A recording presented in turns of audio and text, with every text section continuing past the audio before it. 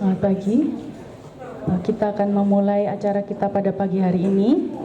Bapak Ibu sekalian, monggo yang sudah masuk bisa mengambil tempat duduknya dan bergabung dengan kelompoknya masing-masing.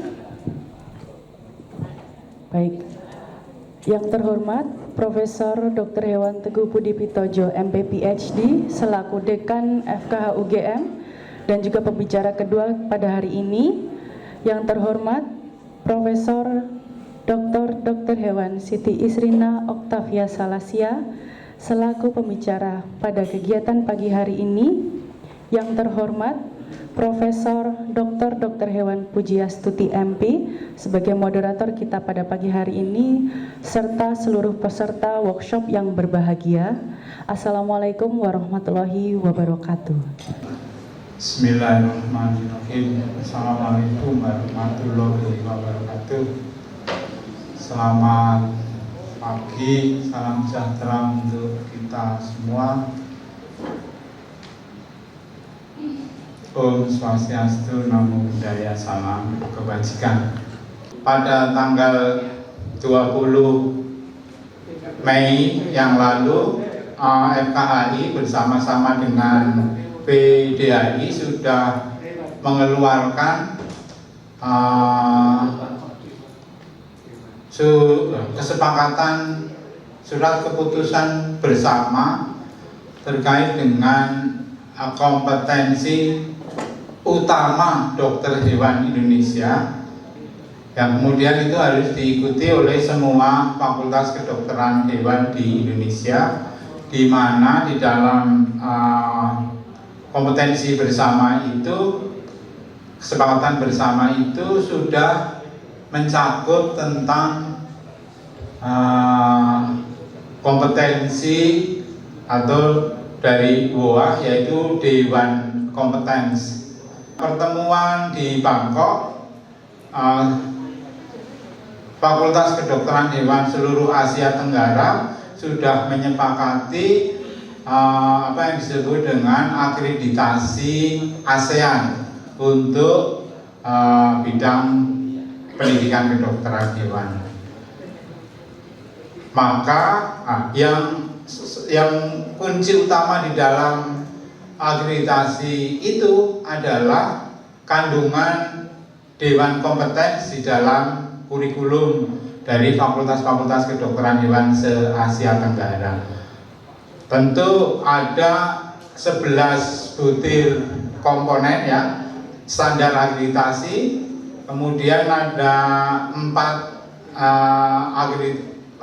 akreditasi progresif yang nantinya akan kita pelajari bersama-sama hari ini setelah pemahaman terkait Dewan Kompetensi itu disampaikan. Sekali lagi saya ucapkan terima kasih dan saya tutup sambutan saya. Assalamualaikum warahmatullahi wabarakatuh. Baik, kita menuju ke acara inti, yaitu workshop pengenalan dan pemahaman Dewan Kompetensi dalam pencapaian akreditasi internasional dan peningkatan kualitas dokter hewan FKH UGM. Untuk acara inti ini akan dipandu oleh moderator kita, yaitu Profesor Dr. Hewan Pujiastuti MP. Tanpa mengulur waktu lebih panjang lagi, kami persilahkan, monggo, Prof. Uti. Bapak Ibu langsung saja. Jadi seperti dijelaskan oleh Pak Dekan tadi bahwa pengertian atau pemahaman kompetensi dokter hewan yang berdasarkan Dewan Kompetensi itu ternyata masih belum dipahami oleh semua Bapak Ibu, terutama saya, sehingga pada hari ini kami mohon kesediaan Prof. Isrina untuk menjelaskan apa sih sebetulnya kompetensi dokter hewan, terutama yang berdasarkan Dewan Kompetensi. Jadi tanpa mengurangi tanpa berpanjang-panjang, monggo langsung saya serahkan kepada Prof. Rina untuk menjelaskan. Waktunya 20-25 menit saja, Prof, karena supaya banyak pertanyaan. Matur suwun. Assalamualaikum warahmatullahi wabarakatuh. Ya, terima kasih Pak Dekan, yang saya hormati juga Bapak Ibu sekalian yang hadir pada acara workshop pengenalan dan pemahaman Dewan Kompetensi dalam Pencapaian Akreditasi Internasional dan peningkatan kualitas dokter hewan UGM.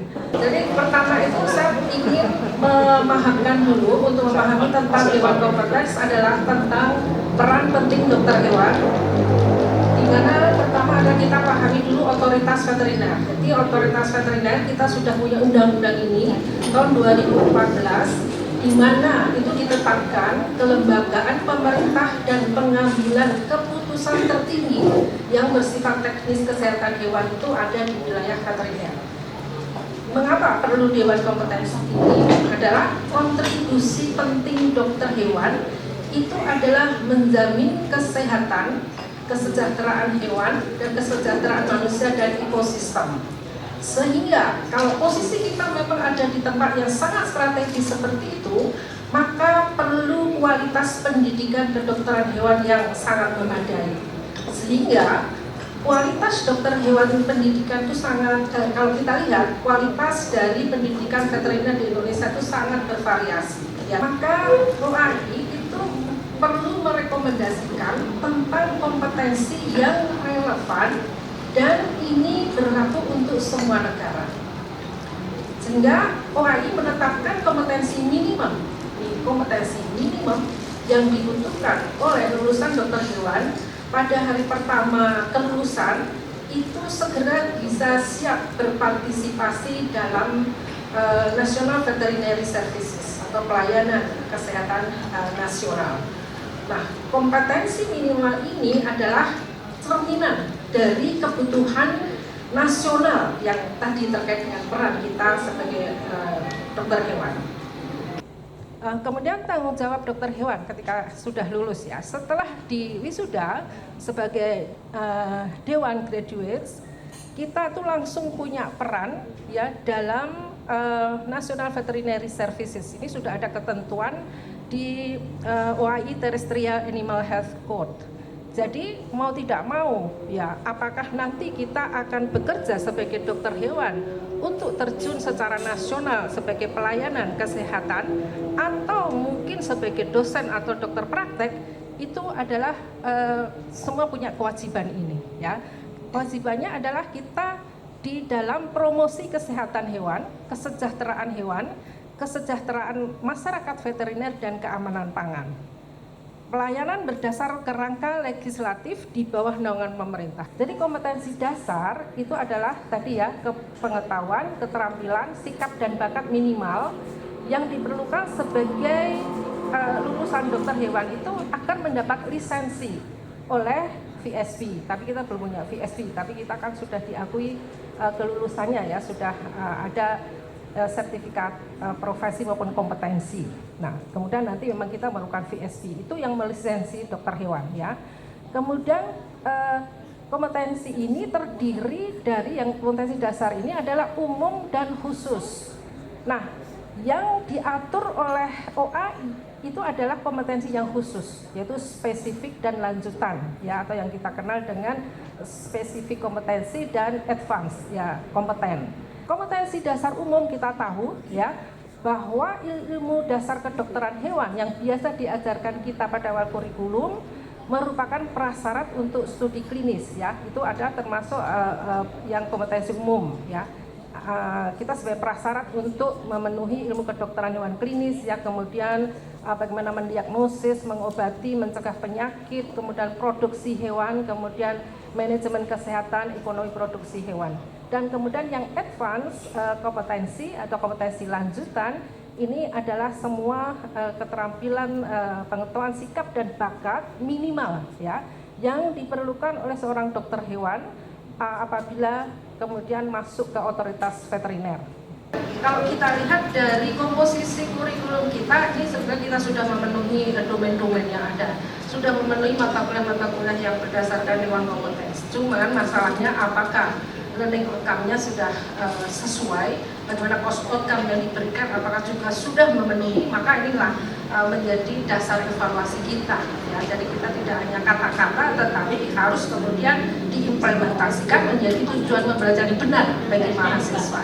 Nah, ini saya kira terakhir dari FKH untuk dunia yang sehat dan sejahtera. Terima kasih. Baik, kita lanjutkan saja ya, karena tadi ada usulan supaya dokter hewan itu bisa bekerja di mana saja di negara ASEAN ini terutama. Ini Pak Dekan akan menjelaskan kepada kita semua karena ternyata sudah ada kesepakatan baru, yakni kesepakatan standar internasional dokter hewan tingkat ASEAN. Matur nuwun, Prof. Bapak dan Ibu, saya mengingatkan tadi yang terkait dengan ketetapan bersama antara Asosiasi Fakultas Kedokteran Hewan Indonesia dengan Perhimpunan Dokter Hewan Indonesia, yang isinya tadi sudah disampaikan Prof. Isrina adalah pada kompetensi yang sudah ada sebelumnya, ini istilahnya kita perbaiki menjadi kompetensi utama. Ini menyesuaikan ketentuan pasal 9 Permendikbudristek nomor 53 2023. Ya, ini sudah disesuaikan.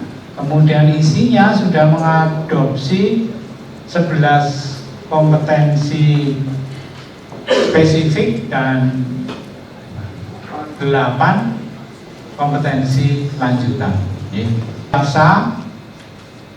Southeast Asia Veterinary School Association itu sudah menyepakati akreditasi untuk Fakultas Kedokteran Hewan di tingkat Asia Tenggara. Maka nanti berdasarkan standar yang ada,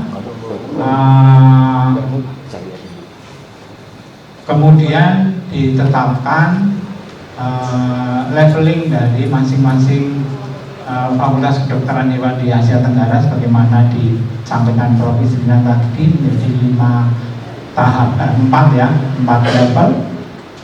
Yang paling dasar adalah Dewan Kompetens. Standar progresif tadi yang disebutkan menjadi 4 level. Jadi kalau level 1 itu level yang sesuai dengan WOA, Dewan Kompetens. Ya.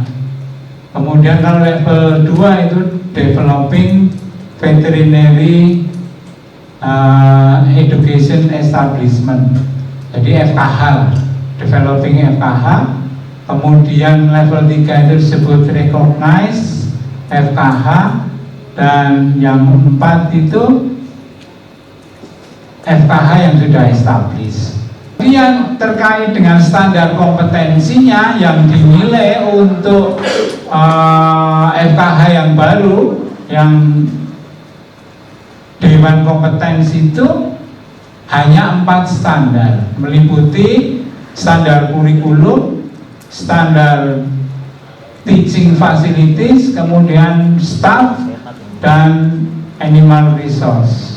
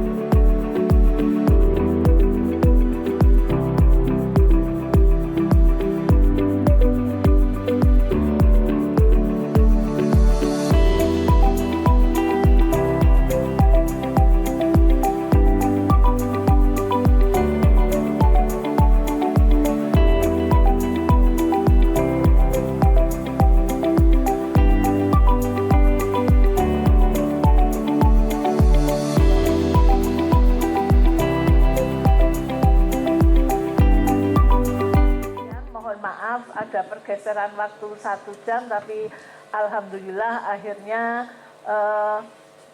sudah terpecahkan. Tujuan workshop pada siang hari ini sudah terselesaikan.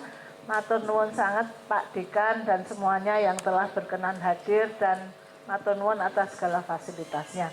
Akhirnya saya selaku moderator mohon maaf apabila ada hal yang kurang mengenakan. Wassalamualaikum warahmatullahi wabarakatuh. Waktu saya kembalikan kepada MC. Monggo Mbak Putu. Baik, sekaligus saya sebagai pembawa acara pada hari ini sekali lagi mengucapkan terima kasih kepada Bapak Ibu sekalian. Akhir kata saya mohon maaf jika ada kekurangan dari apa yang saya lakukan pada hari ini. Terima kasih.